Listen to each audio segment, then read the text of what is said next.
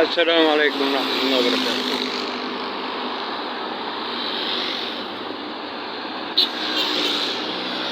عايزين نشوفوا أخبار كوبري محمد نجيب إيه.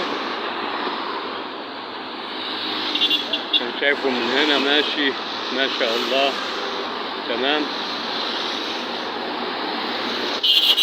عربيات طالعة حتى النقل كمان، نقل الوسط ده صندوق.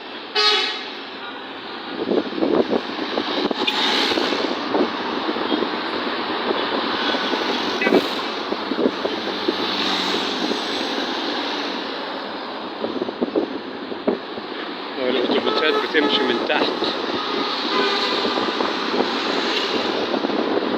معرفش ده تعليمات ولا ده يعني عشان خط سيرهم لو حد هينزل في السكة.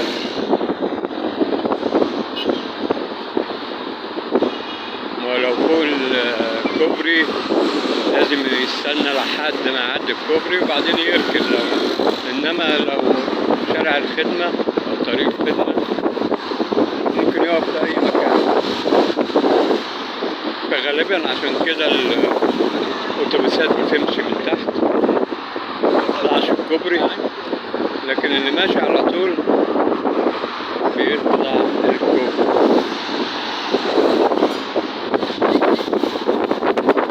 كل العربيات اهي بتطلع، حتى الأتوبيسات اللي هي ليها خط سير، يعني مش أتوبيس عام، يعني بتاع موظفين جاي من شركة معينة مش هينزل حد في السكة، بيطلع على الكوبري عادي مفيش مشكلة.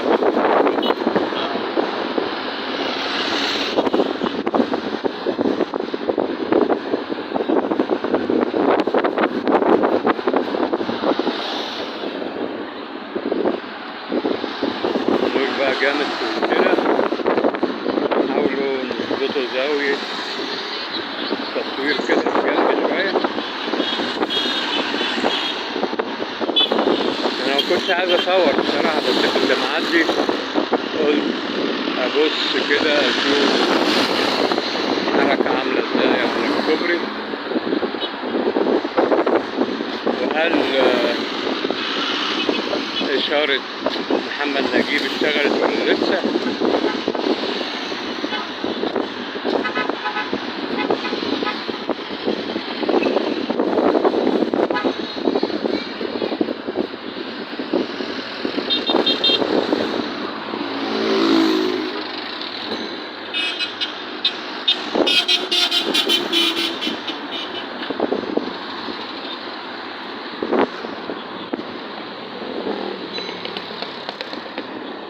طبعا ادي النفق الطفولة السعيدة شغال 100.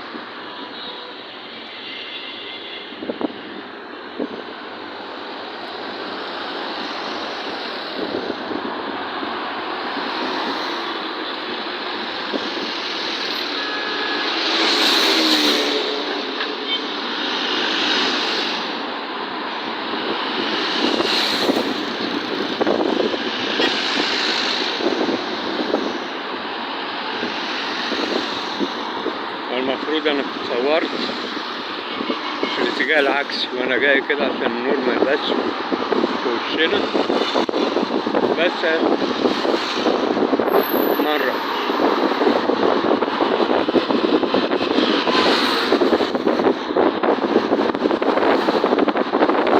الإشارة شغالة ولا لأ هنشوفه دلوقتي.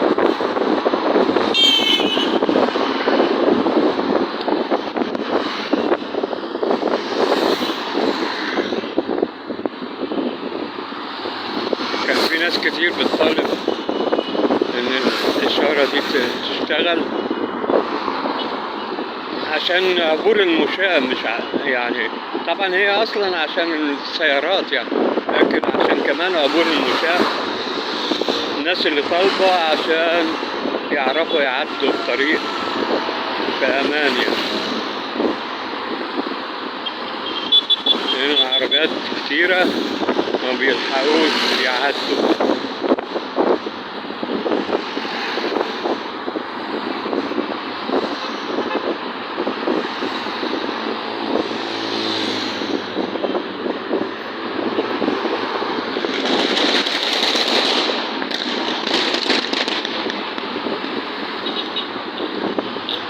ناس واقفة على جنب الطريق اهو عايزين يعدوا مش قادرين.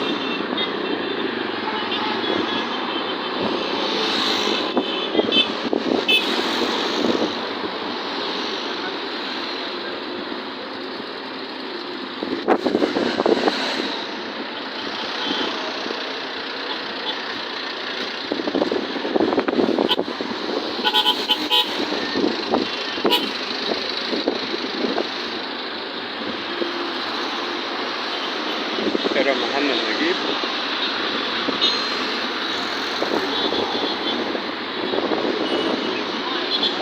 بيجهزوا خلاص عشان الافتتاح تحت الكوبري او المرور تحت الكوبري يعني.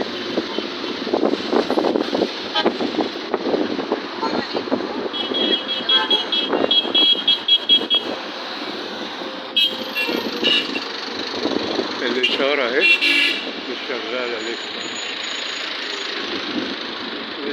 مش شغالة الإشارة. ربنا يسهل وشغلوها قريب.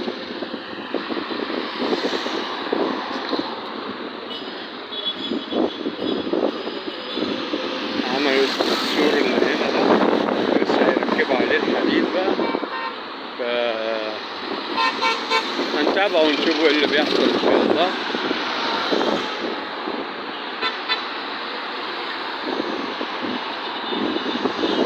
انا كنت شايفهم الصبح شغالين تحت الكوبري بيساووا في الارضية. تعال نبص بصة كده يمكن نعرفه، بس ده عرفنا نعدي طبعا. يمكن نقدروا نجيبوا لقطة بس قبليها كده نشوفوا الشاطئ عامل ايه، لان ده هيبقى اكبر شاطئ في المنطقة.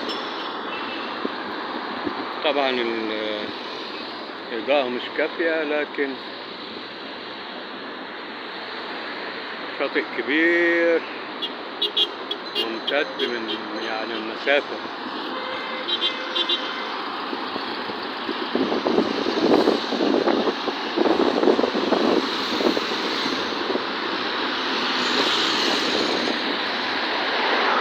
كده الإضاءة مظبوطة.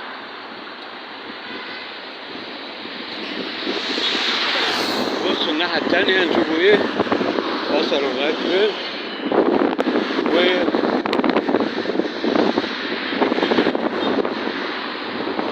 ايه اخبار الشغل تحت الكوبري. اهو هنا اهو ساووا الارض ودكوها. معرفش بقى هيتعمل ايه بعد كده. في حاجات في شغل بيتعمل اهو.